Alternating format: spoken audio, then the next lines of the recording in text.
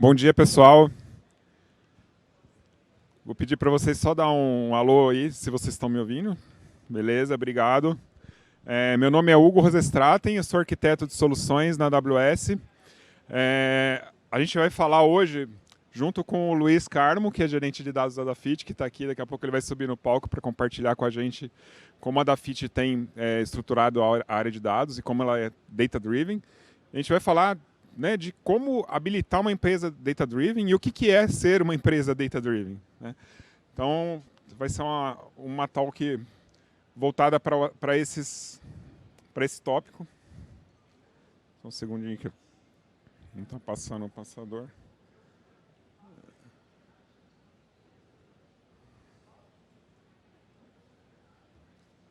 Não está funcionando. Ele estava aqui. Beleza, obrigado. Obrigado.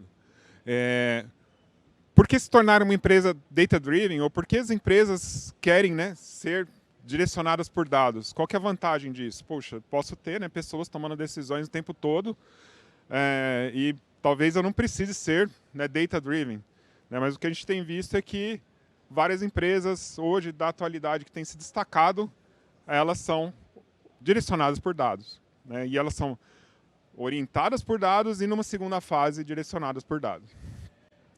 Então, a gente vai ver o que acontece quando você é data-driven. Primeiro, assim, o que é ser data-driven? Data-driven é você tomar ações baseadas em dados sem necessariamente que alguém vá lá e olhe esse dado. Criar um processo automatizado para que os dados possam ser o próprio input da minha ação, que pode ser um engajamento com o cliente, que pode ser uma oferta. E eu vou... Por que a gente toma a decisão melhor? Porque a gente está conhecendo sobre o assunto que a gente está tomando a decisão, né? E tomando as decisões que o negócio decidiu dar o drive. Lógico que, né, o direcionamento da empresa ou os goals de business, eles vão ser tomados e a gente vai criar ações que vão automatizar e acelerar esses mecanismos. Responder ao inesperado. Então, quando a gente está com um ambiente em que eu recebo vários inputs, tomo ações baseadas em dados, se eu detecto alguma diferença, se eu detecto alguma anomalia, se eu detecto um comportamento novo, é muito mais fácil de eu reagir a isso, né, com o meu pipeline, né, e com a minha estrutura, do que eu esperar que alguém vá ver isso daí manualmente, né, que alguém vai entender que houve primeiro entender que houve uma mudança, né? Às vezes essa mudança não é tão significativa e não é perceptível, né, a olhos nus, ou quando você está olhando sem estatística, né, sem fazer um comparativo adequado. E quando você detecta algo inesperado, você pode reagir. Isso pode ser um problema com seu fornecedor, um atraso, uma falta de mercadoria, pode ser um valor que começou a subir muito dentro da sua cadeia de supply, ou pode ser um frete, N variáveis aqui, né, que a gente pode elencar, que podem afetar o seu business, e você nem sempre está no controle dessas variáveis se você não está direcionado por dados. Esse ponto, melhorar a experiência do usuário e engajamento, é um dos principais, né? É o que a gente vê nos e-commerce, nos negócios digitais, quando você loga com a sua conta dentro de um e-commerce, né, seja num Mercado Livre, ou quando você loga, por exemplo, num Rappi ou na Amazon.com, essas empresas já conhecem o seu perfil, já sabem o que você consome, e ela consegue te ofertar produtos, né, e te engajar, eventualmente, em campanhas que eles tenham. E isso está também, né, permeado muito hoje no mercado financeiro. Né, as empresas sabem como a gente gasta, o que a gente tem de comportamento financeiro e quais os produtos financeiros que vão fazer sentido para a gente. Então, né, hoje está muito voltado ao cliente, e o cliente é quem manda, né? Porque hoje é muito rápido eu pegar meu app e trocar de serviço. Eu pego e me fidelizo uma outra empresa, e esse me fidelizar a outra empresa vai muito com a experiência que eu vou receber dessa nova empresa, se eu gostar ou não. E isso está muito relacionado a o que vem para mim de valor dentro das ofertas que ele tem e do próprio serviço que a empresa presta. Descobrir oportunidades. Nem sempre é claro que o próprio cliente tem necessidades que sejam muito fáceis de mapear. Às vezes não é fácil. Tem relacionamentos, né? E a gente conhecendo e sendo orientado por dados, você consegue descobrir algumas oportunidades que não estão tão claras, como uma oferta de cross-selling, né? Eu vou vender um outro produto para esse tipo de cliente porque funciona, porque eu já testei com um grupo X, Y, Z. Você consegue fazer descobertas e novas oportunidades. Melhorar a eficiência. Aqui na cadeia de supply, né, tem muita oportunidade para melhorar eficiência quando a gente é orientado por dados, na velocidade, na agilidade que a gente precisa, a quantidade de produto que você vai deixar, qual que é o seu estoque ideal que você vai deixar de roupa para cada local, por exemplo, né, ou de uma outra mercadoria, de acordo com o consumo, prever o consumo de acordo com as condições de clima, com as condições de outras variáveis que estão vindo. Ser data-driven implica em tudo isso, e a gente tem o máximo de informação para tomar decisões, e muitas delas automatizadas e compartilhando ali de algoritmos de machine learning para ter análises mais avançadas com estatística. E aí a gente vai falar um pouquinho de estratégia de dados. Para eu ser, né, uma empresa que é direcionada por dados, eu preciso criar uma estratégia que vai me permitir isso. Para isso eu preciso me plugar no negócio, eu preciso entender o negócio. Ontem a gente teve uma palestra, né, de Data Mesh aqui com o Itaú, e eles falaram muito disso, de entender o que o business está precisando, e é basicamente isso que a gente precisa. A gente vê bastante, né, e até assim, uma culpa da parte técnica, né, que a gente gosta muito da parte técnica. Muitas vezes a gente está tentando fazer o técnico pelo técnico, e isso não leva ninguém a lugar nenhum. Cara, eu vou usar o framework X, Y, Z porque é bonito, porque o Netflix usa, ou porque, né, o Uber usa, ou porque a Amazon usa. Cara, não. Qual que é a sua necessidade de negócio? O que você está tentando resolver? Às vezes você está construindo um baita de um castelo enorme e você precisa de uma casinha. Não é viável, né, nem tecnicamente, nem financeiramente, você manter, né, alguns produtos e pipelines super sofisticados para resolver problemas super simples. Então, o que a gente tem trabalhado, né, com as empresas, o que a gente tem preconizado é entender realmente qual que é a estratégia da empresa, num nível da empresa como um todo, e depois, dentro das business units, quais são as dores e quais são as necessidades deles de business que eles querem endereçar com dados. E aí sim a gente cria processo, a gente vai atrás de ferramenta, a gente vai atrás de pessoas para realizar isso daí. Então eu vou mostrar um pouquinho de um framework que a gente criou, que traz a filosofia da Amazon.com, que é Working Backwards. Working Backwards nada mais é do que você trabalhar de trás para frente de acordo com a necessidade do seu usuário. O usuário, se a gente pensar em termos de dados, ele pode ser várias, né, personas ali, ele pode ser uma área de marketing, ele pode ser uma área de compras, ele pode ser uma área de vendas, e ele pode ser, inclusive, o cliente final, que a gente deveria pensar mais sempre no nosso cliente final. Nesse trabalho de trabalhar de trás para frente, a gente primeiro identifica quais são os problemas que a gente quer endereçar, né, e quais são as iniciativas que a gente vai trabalhar para ter benefício para o negócio. Não vou fazer nada que não tenha benefício para o negócio. Eu não vou criar um pipeline, ingerir dado, fazer um streaming super real-time para alguém que precisa do dado da semana passada. Cara, dependendo da empresa e do business, é aquele dado que ele precisa. Ele não vai tomar uma decisão baseada aqui no real-time. Agora, se eu estou num ambiente super nervoso de e-commerce, que se eu não responder em milissegundos ali, ele vai para outro site, ou ele vai perder aquela oportunidade de ofertar o produto para o cliente, aí sim eu vou direcionar para um streaming, para uma tecnologia, por exemplo, um Kafka, um Kinesis. Eu vou escolher a tecnologia baseado na necessidade de negócio. Priorização. Quais são aquelas iniciativas de dados? Muitas vezes a gente quer escolher aquela que a gente mais gosta. Puxa, eu gosto de trabalhar com Apache Iceberg, eu quero implantar um projeto de Apache Iceberg. Cara, não é isso, né? Vamos ver o que você precisa e depois você vai ver se o Iceberg atende aquelas necessidades, vai ver se o Iceberg atende o que você quer solucionar de business.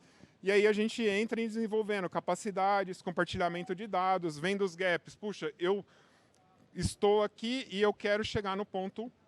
Eu estou no ponto X, quero chegar no ponto Y. Eu tenho um gap de tecnologia, de skills, de pessoas, de processo. Aí eu vou trabalhar esses gaps. E saibam, os maiores gaps não estão na tecnologia. Geralmente está em processos e pessoas. Essa parte é mais difícil do que a parte de ferramenta. Ferramenta tem muito, frameworks tem demais. A gente está vivendo uma avalanche de frameworks. E a gente precisa escolher as tecnologias certas. Mas não adianta eu ter uma ferramenta, e é bastante comum isso. Cara, eu instalei o produto X e não funciona. Pô, você conhece o produto X? Você fez o dive deep do produto X? Você sabe como que ele trabalha, como que você faz observability, como que você trabalha... E aí entra a parte de capacitação, skill, que é super importante. Muitas vezes a gente releva, a gente sempre acha que colocando aquele framework, colocando aquele produto, está tudo resolvido. Vou colocar um Redshift porque funciona. Se eu não souber como o Redshift funciona, não vai atender o meu problema. Eu preciso conhecer Deep. E aí tem, né?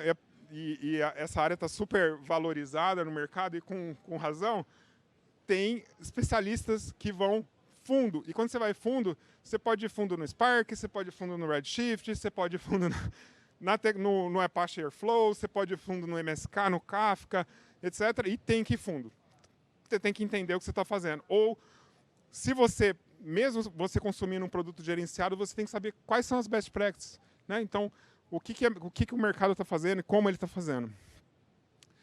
E aí a gente tem, né, dentro desse trabalho de definir estratégia, a gente tem ali 4 estágios que a gente coloca, né, a empresa. O primeiro é básico. Imagina que eu acabei de montar um negócio de sanduíches. Eu comecei a fazer sanduíches, tá? E eu preciso ter compra de material, eu preciso, né, comprar pão, comprar hambúrguer, ter geladeira, etc. Meu operacional. Aquilo são, né, geralmente bancos de dados e uma aplicação, ele vai resolver bem o meu operacional. Eu vou ter ali um mini ERP para gerenciar o meu negócio. Tá, mas eu estou tomando prejuízo todo mês e não estou sabendo.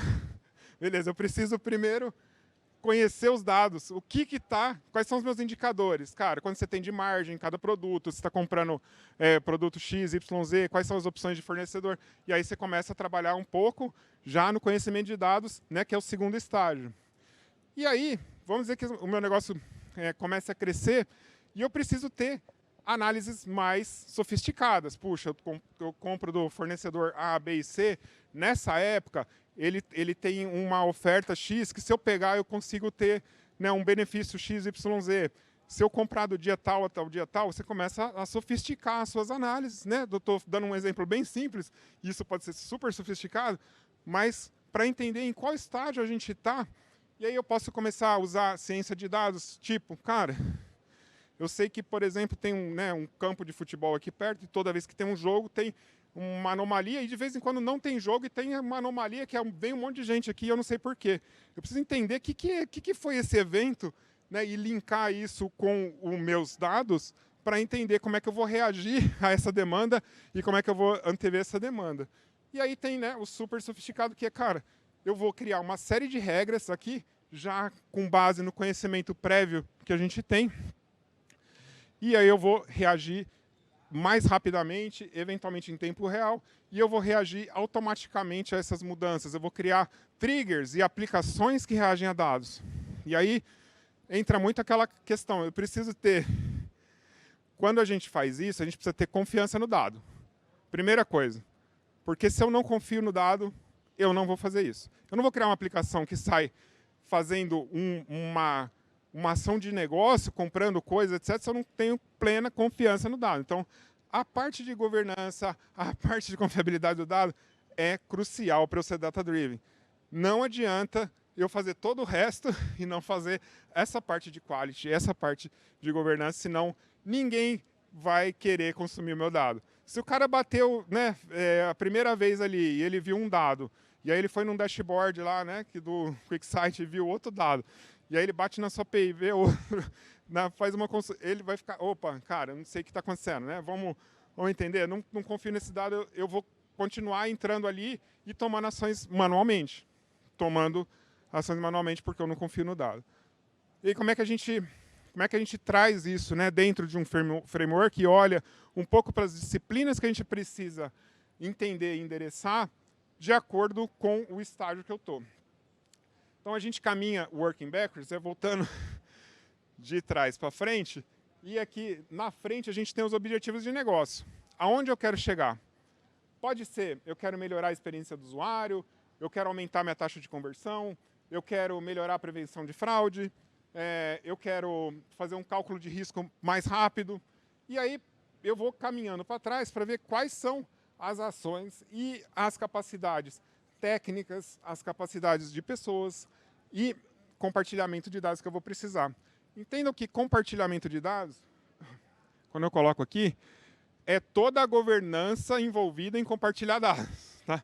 Compartilhar fisicamente é relativamente fácil. Não é muito fácil, mas é relativamente fácil.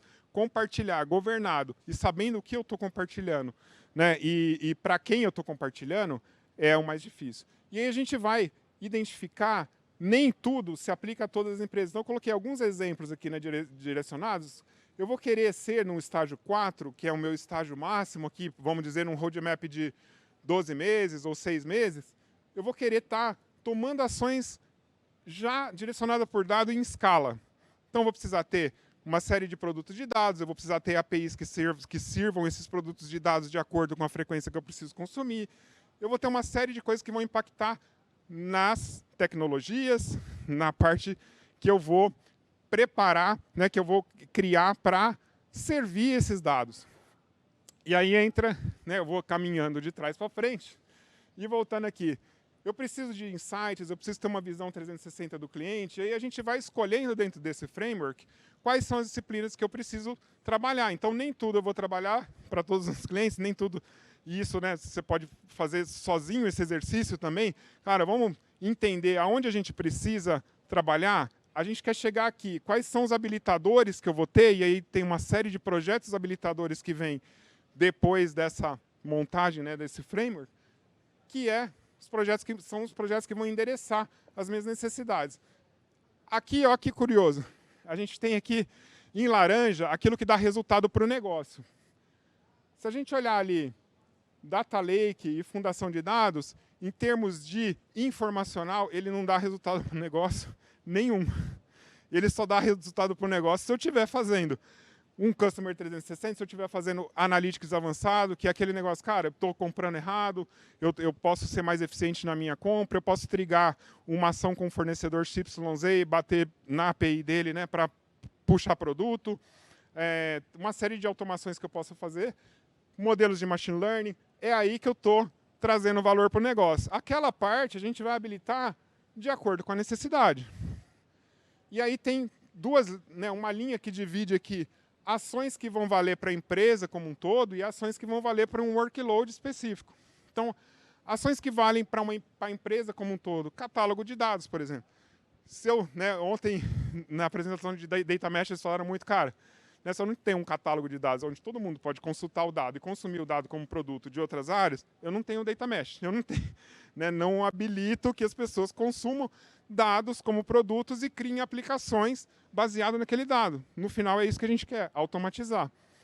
E aí, catálogo de dados, ele habilita para a empresa. Não adianta eu criar um catálogo isolado, e não ter um catálogo unificado. Ele vai valer, eu posso até ter um, mas eu preciso sincar de algum jeito. Eu preciso entender no todo que por exemplo, o meu cliente interagiu com o CRM, e ali, ou com uma central de serviços, etc., e que o meu vendedor fez uma outra ação X, Y, Z, preciso ter isso numa visão, e o histórico de compras dele, eu preciso ter uma visão mais global de todos esses dados, se eu quiser montar um modelo de recomendação eficiente, por exemplo, para esse cliente. Eu não consigo montar um modelo super aderente ao que o usuário quer, Não adianta eu estar ofertando uma coisa super legal para ele se ele está com 10 chamados lá reclamando dos produtos que eu vendi para ele anteriormente. Então, esse link, né, de todos os sistemas, ou pelo menos de vários sistemas, ele ajuda muito. E aí eu preciso ter um catálogo unificado. E aí a parte, né, mais básica, que é extrair o dado, seja com uma ferramenta de CDC, né, ter bancos de dados como serviço para as aplicações, que aí a gente está falando do transacional. A gente está falando das equipes que desenvolvem, né, para o transacional, ou aquele transacional que eventualmente é um legado, que eu preciso pegar o dado dele e trazer. E aí, dependendo, né, tem empresa que, por exemplo, tem um fluxo muito simples. Cara, tudo vai para esse banco de dados, para esse ERP, e eu extraio tudo dali, né? Seria um fluxo bastante simples da gente construir. Eu não vou habilitar todos aqueles app streaming, né? Eu posso habilitar um CDC, eventualmente, e já está resolvido todo o meu fluxo de dados. Mas, geralmente, eu tenho dados externos, né? Eu tenho outros dados, e aí eu preciso resolver esses outros dados que estão vindo. E aí a gente tem a parte verdinha aqui, né, que permeia tudo, que é, cara, quando eu crio uma aplicação, eu já deveria classificar, e é isso que o Data Mesh, no conceito, tem ajudado a gente. Cara, de qual domínio é essa aplicação? Né? Ela tem dados PII? Ela não tem dados PII? Eu vou precisar me preocupar com LGPD para dentro da lineagem, né, da linhagem desse dado até o final e, eventualmente, apagar um dado que eu precise, né, por solicitação do cliente. Eu vou ter uma série de controles que eu consigo já antecipar se meus times de desenvolvimento tiverem um mindset de ser data-driven, que é o seguinte: estou criando uma aplicação de transações, né, do meu caixa ali, da minha hamburgueria, que já virou uma rede, vamos dizer. Cara, essa aplicação ela tem que gerar o dado de uma forma consumível. Ela tem que ter campos que digam o que são aqueles campos, ela tem que ter a base da governança, né, em termos de nomenclatura, né, que a gente pode definir, para que alguém que consuma, que o cara lá, né, que está tentando eventualmente fazer uma oferta de produtos, ele entenda o que é aquele dado. Muitas vezes a gente tem campos, né, muito genéricos, data de, né, entrada, mas entrada onde? Né? Foi no CD, foi dentro da empresa, foi na loja, onde entrou essa mercadoria que eu não consigo identificar. Então tem várias coisas que são detalhes, mas que a governança entra muito. Então a gente tem falado muito de governança, e governança tem sido um assunto muito, né, central. Se a gente olha, e aqui eu coloquei um pouco a figura aqui do Data Mesh. Se a gente olha, aqui embaixo tem uma referência, a gente tem um blog que foi criado pela JP Morgan com a AWS sobre uma arquitetura de Data Mesh. E qual que é, né, a mensagem central dentro desse blog e dentro de outras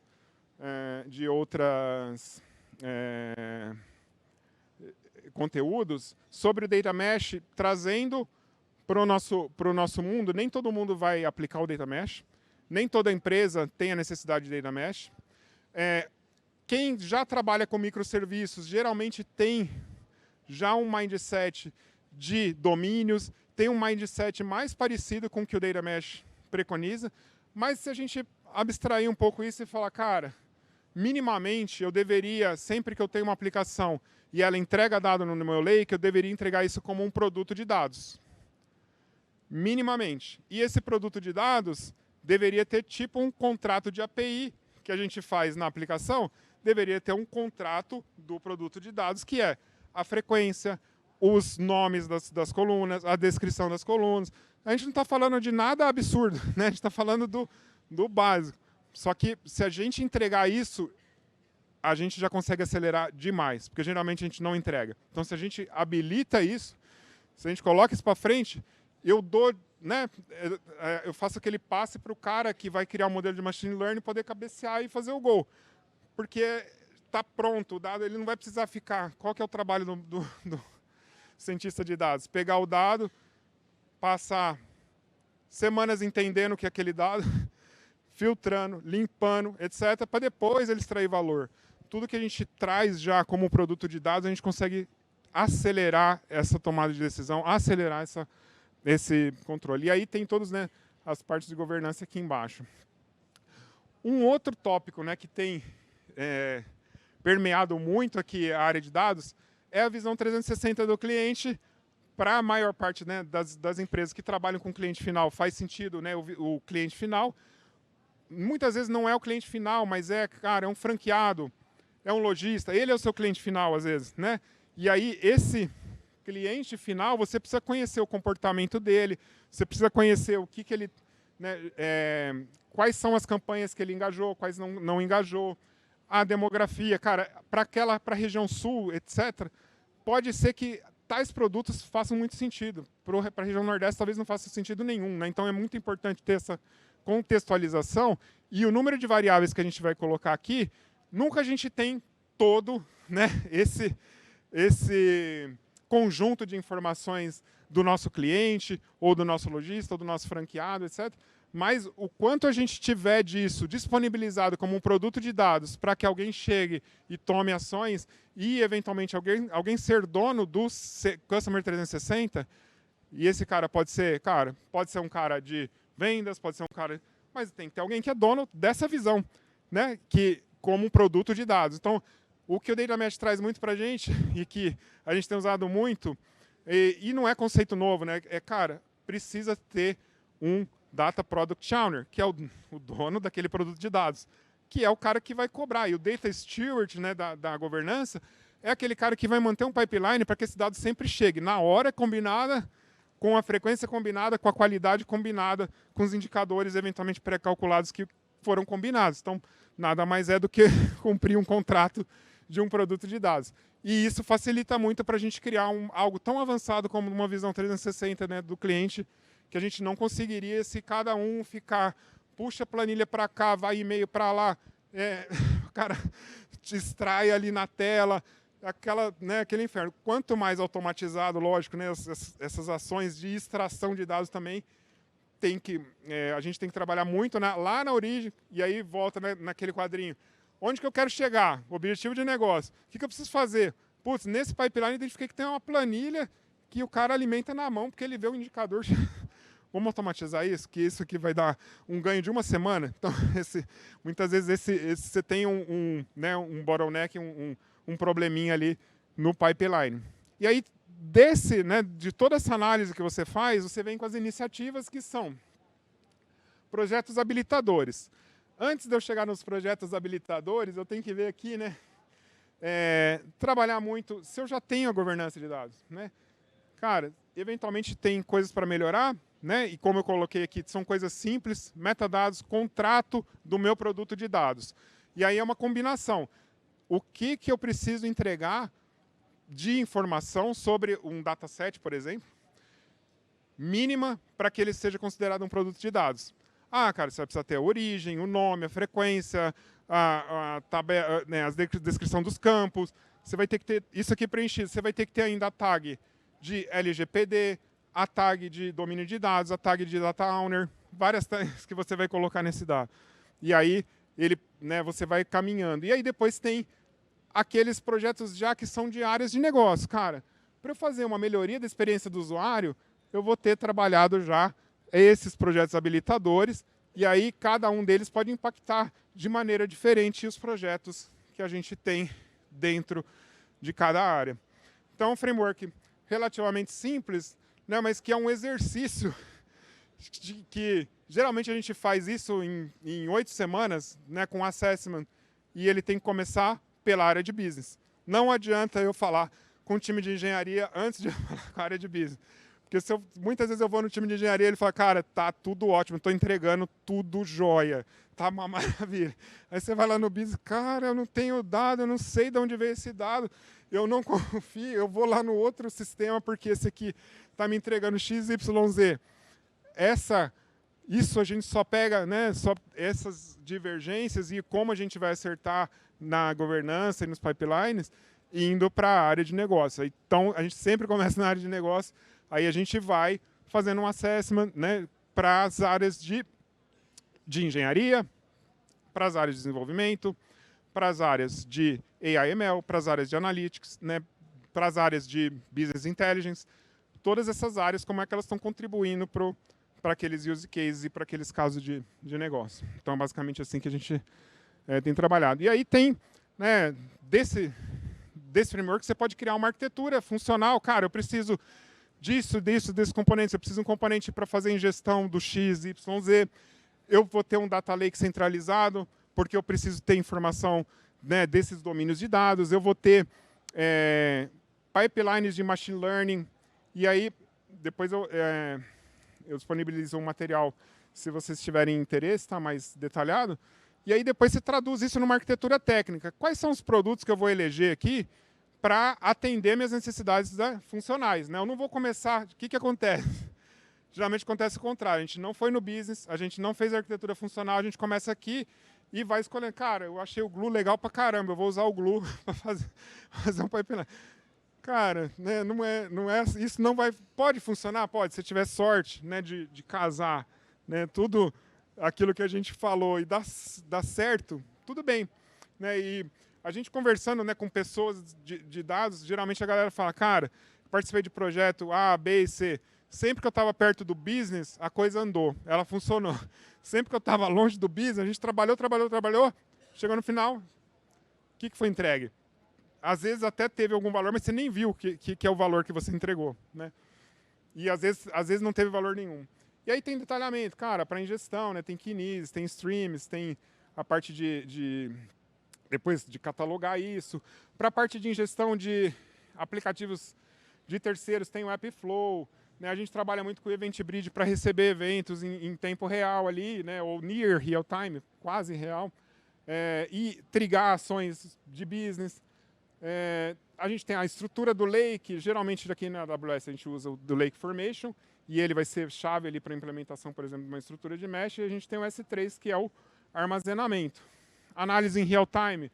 Está chegando o dado e eu quero saber se aquilo lá eventualmente é uma anomalia, se é uma fraude, se o meu cliente está fazendo algo nocivo no meu ambiente, né, eu vou fazer uma análise em real time.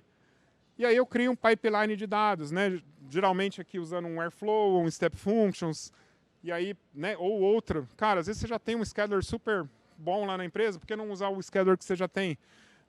Pipeline, às vezes você já usa o Git. Cara, usa o Git e depois só sinca lá com Git Actions dentro do meu ambiente para fazer atualização de pacotes, atualização de programas.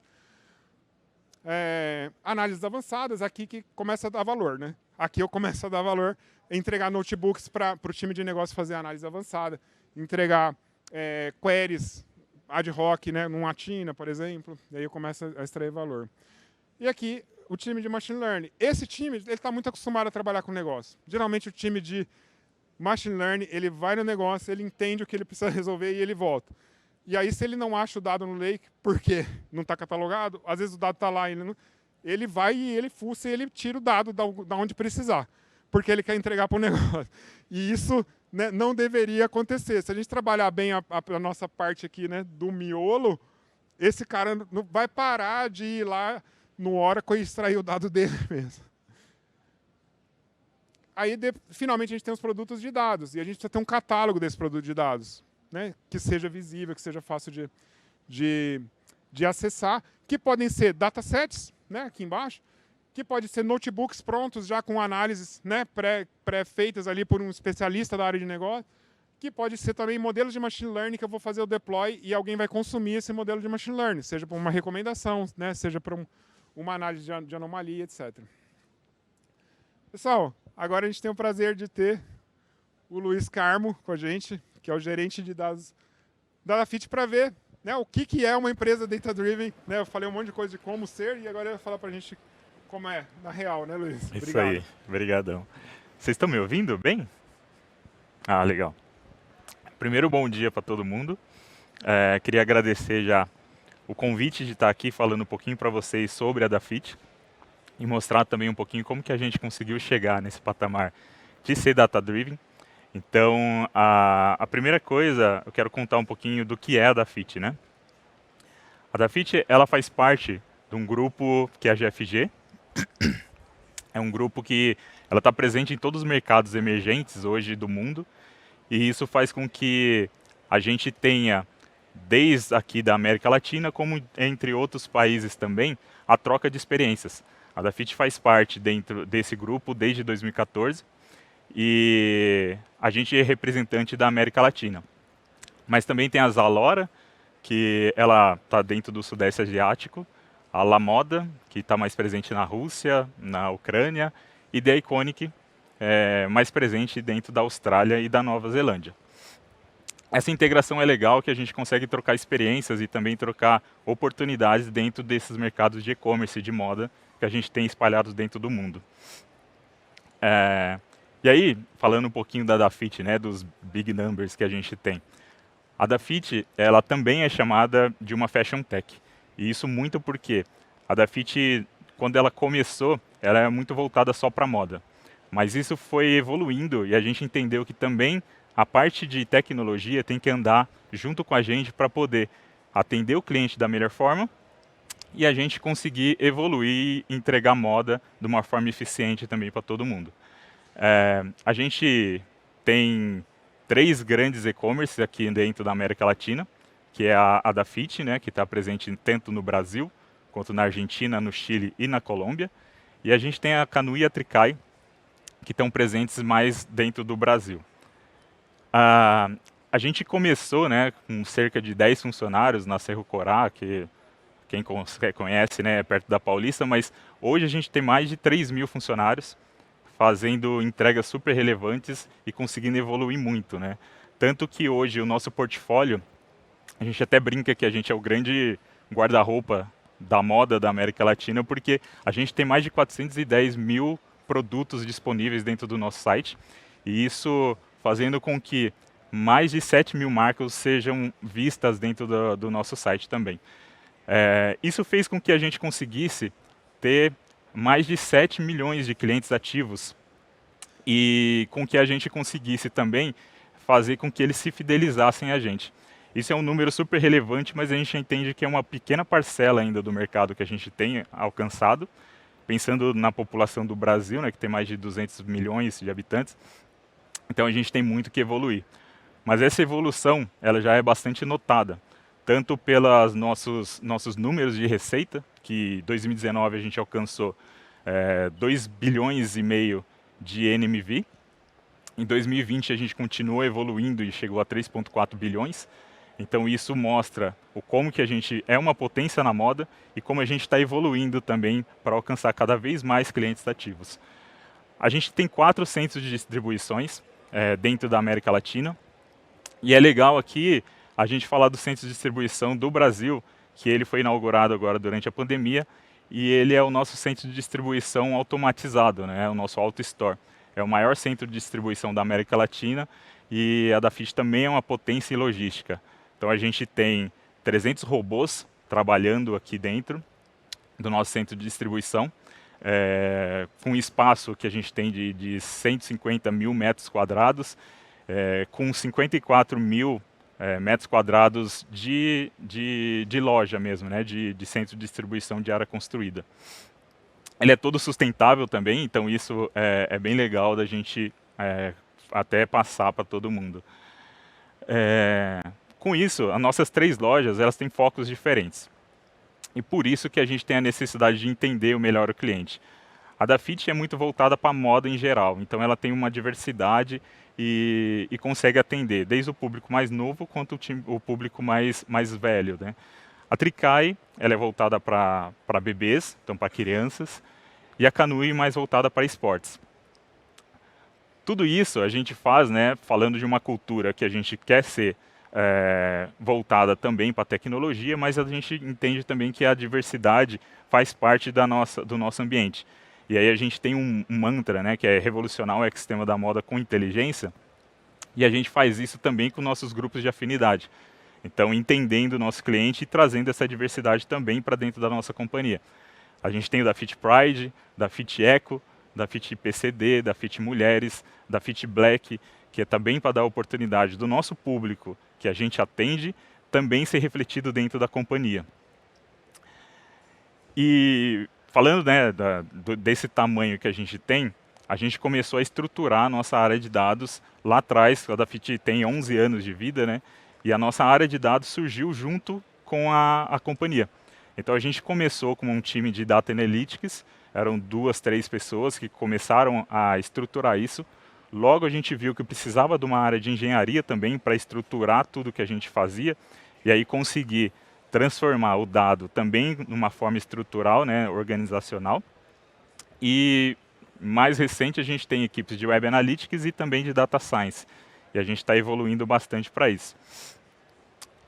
Com todas essas áreas, né, e com a área de dados surgindo desde o começo ali da nossa empresa, todas as áreas de negócio, e é até muito do que o Hugo falou, né, de como que a gente consegue atender melhor o negócio, aqui a gente tinha muitas requisições. Então a gente tem que ser fissurado pelo cliente, e é uma das coisas que a gente prega muito.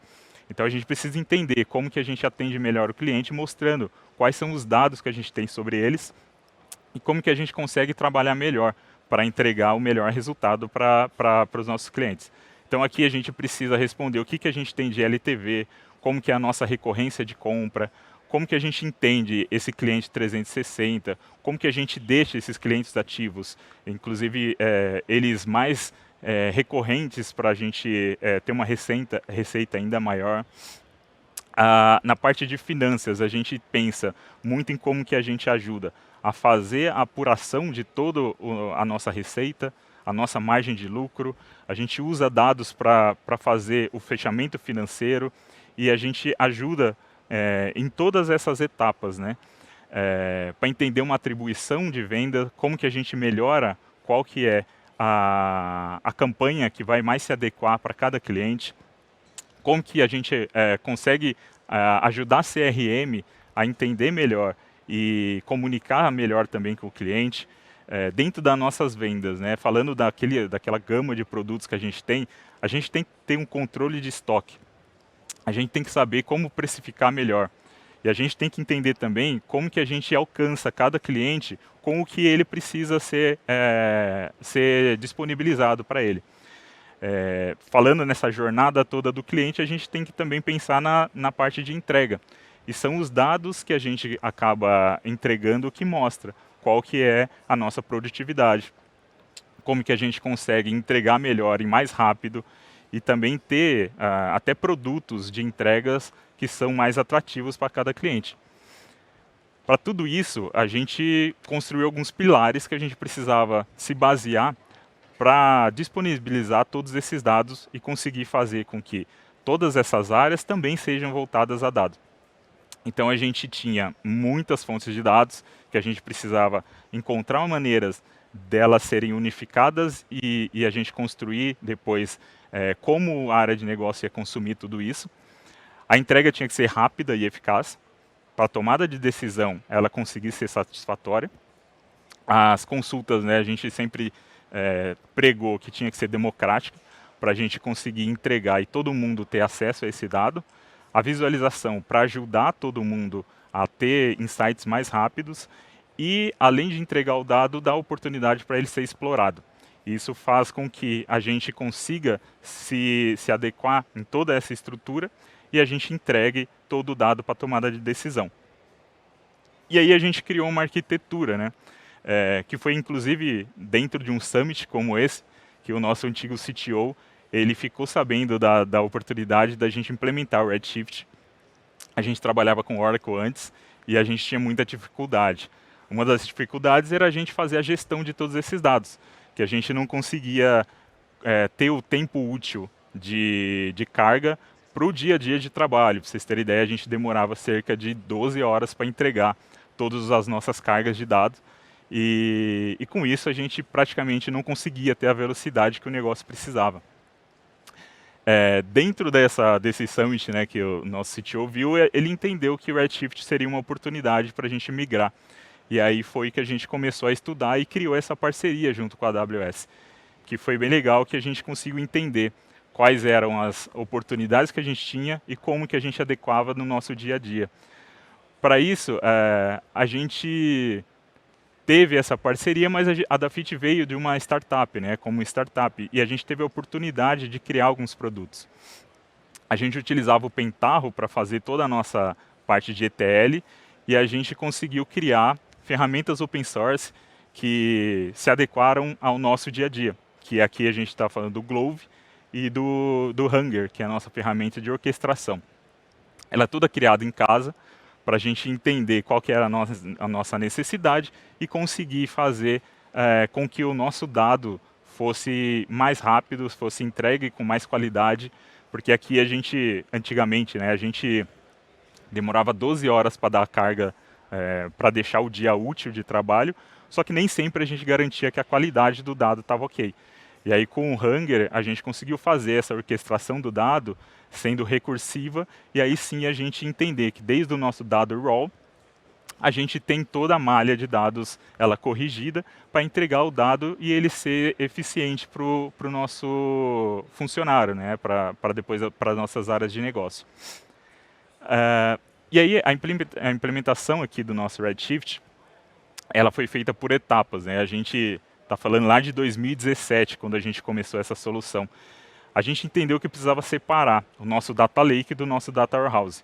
E isso já foi um grande ganho, porque a partir daí a gente entendeu o que a gente conseguia entregar com qualidade para o cliente e o que a gente deveria armazenar de uma forma que a gente tivesse mais governança dentro desse dado.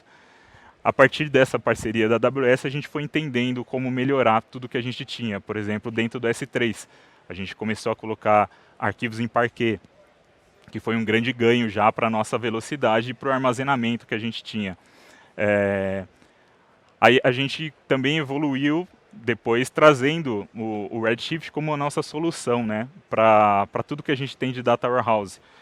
E aí essa solução que foi o nosso diferencial, porque a gente começou a fazer, a gente é baseado no modelo de Star Schema, e ali dentro a gente entendeu que a gente poderia ter evoluções. Então, a gente começou fazendo, primeiro, a parte de entender como esse dado ficaria melhor, né, para fazer todos os relacionamentos, e a gente começou a utilizar as melhores práticas que a AWS ela recomenda.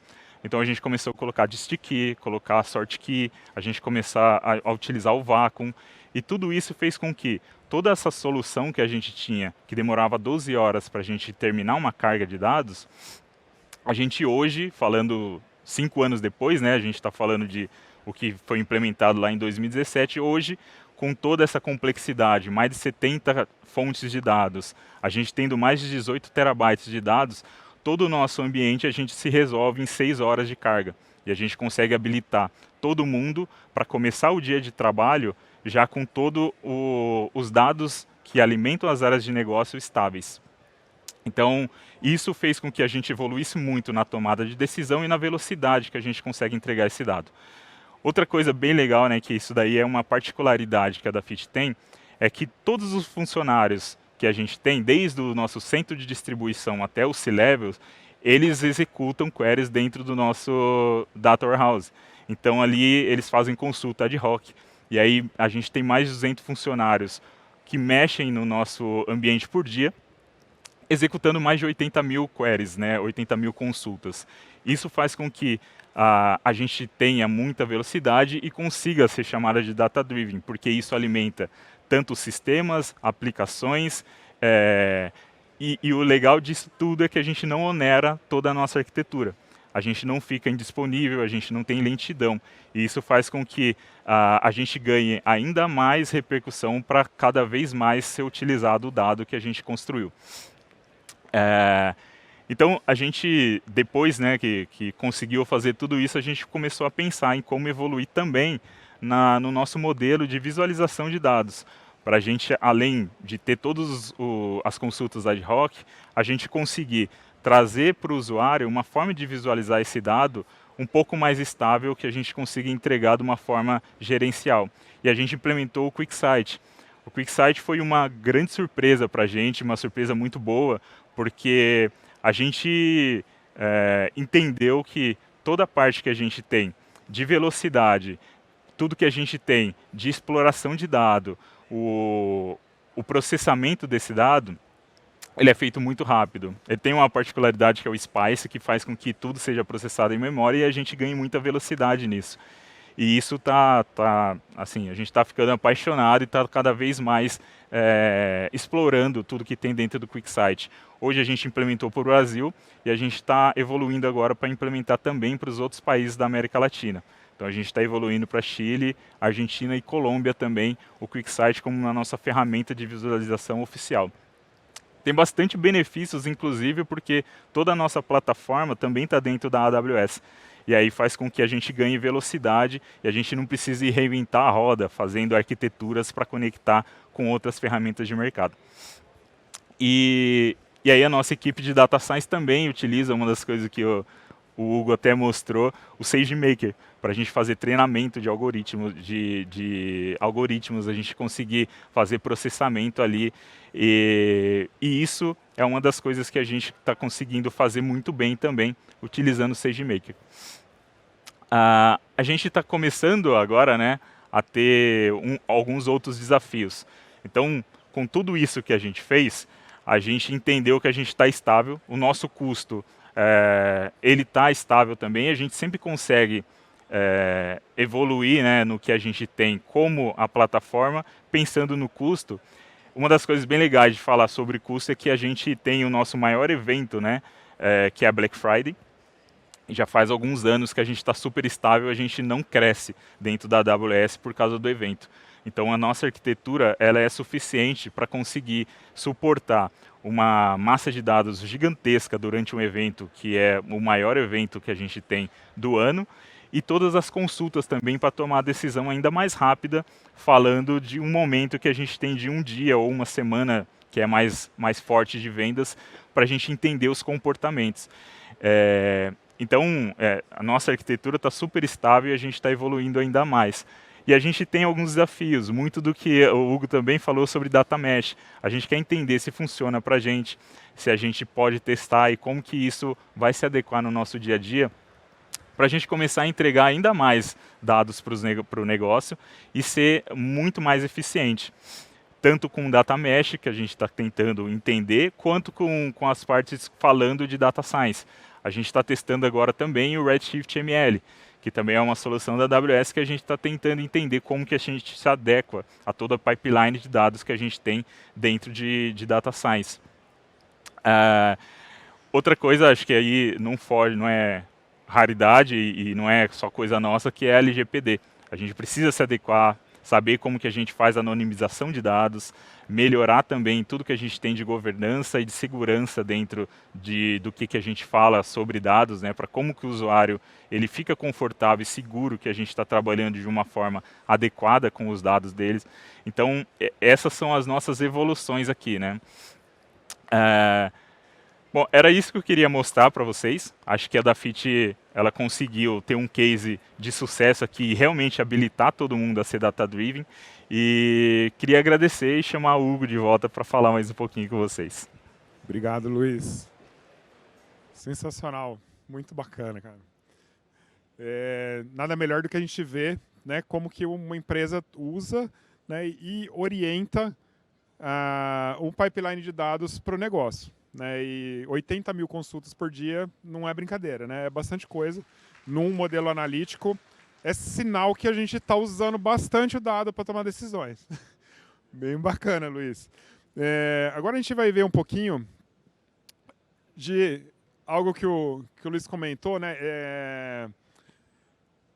Na camada do Redshift, que vocês já usam, a gente está sempre melhorando o produto, de acordo com os feedbacks que vocês dão. Então, saindo, né, daquele storage acoplado, indo para o RA3, já teve bastante diferença, né, e até uma redução de custo, quando a gente não precisa, talvez, usar tanto o Spectrum quanto a gente usava antes, porque o custo do storage diminuiu. E aí entra um pouco na questão do Data Mesh. Cara, data sharing, eu posso compartilhar um dado, né, do meu data warehouse central, ou do meu ambiente central, com outros redshifts que vão consumir esse dado e vão ser consumidores. Então, posso ser um produtor, eles sendo um consumidor, e eles podem usar, eventualmente, um redshift serverless, que é um redshift que não tem uma máquina. Eu não preciso subir uma máquina, eu vou consumir a capacidade. Então, vai criando uma flexibilidade. A gente vê, né, os serviços de analytics muito caminhando para esse lado, né, e habilitando esse lado que a gente precisa. Né? Acho que o redshift serverless é algo bem aderente, né, ao que a gente falou, ao que vocês também estão almejando, talvez como data mesh, talvez seja uma opção, né, avaliam, mas ele é algo que muda o paradigma sempre, né, que eu tinha um data warehouse, cara, obrigatoriamente eu tinha que ter um storage. Aí, cara, agora eu não preciso ter o storage acoplado, eu tenho um storage que eu posso compartilhar, e eu posso compartilhar com outras áreas de negócio. E eu sou owner e compartilho com quem eu dou o privilégio para acessar. Então, a parte de governança entra muito forte. Então, essa questão do Redshift Service deve mudar bastante o paradigma para quem usa Redshift, e o data sharing também, e já pensando nessa parte de custo e também na parte, né, que são os pontos que você estava endereçando, o data mesh também, e aí o ML também, né, vai junto de brinde ali, né, que cara, é algo que a gente tem trazido cada vez mais o ML para dentro, o mais rápido possível, né, de você colocar dentro do seu pipeline já o ML, ter o resultado e já tomar ação com ele, né? Então são coisas que estão bem linkadas. Queria, se vocês não conhecem, pessoal, falando aqui de capacitação de AWS, tem o Skills Builder, que é relativamente novo, ele tem trilhas inteiras lá de Analytics, e bancos de dados, e segurança, tem várias trilhas, treinamento gratuito, tem um de, cara, disso que a gente falou aqui de Data Lake, etc., esses componentes, se você quiser conhecer mais, tem uma sessão em português que são 3 horas, aí tem outros treinamentos gratuitos, então capacitação para o pessoal que está começando, né, com a AWS é bem interessante, e para quem já está, para ver algum serviço específico, né, talvez algum detalhe, e as certificações. E aí eu vou deixar, né, esses dois QR Codes aí para vocês se entrarem, né, e se capacitarem os times de vocês. Queria agradecer muito. Luiz, muito obrigado. Obrigadão, Hugo. Adoro a Dafit. Valeu, muito obrigado mesmo. E eu vou pedir para vocês, obrigado, pessoal, para vocês preencherem a pesquisa de satisfação no app de vocês, comentários, etc. Manda para a gente aí os feedbacks. Valeu, Luiz. Obrigado. Obrigadão, valeu. Valeu.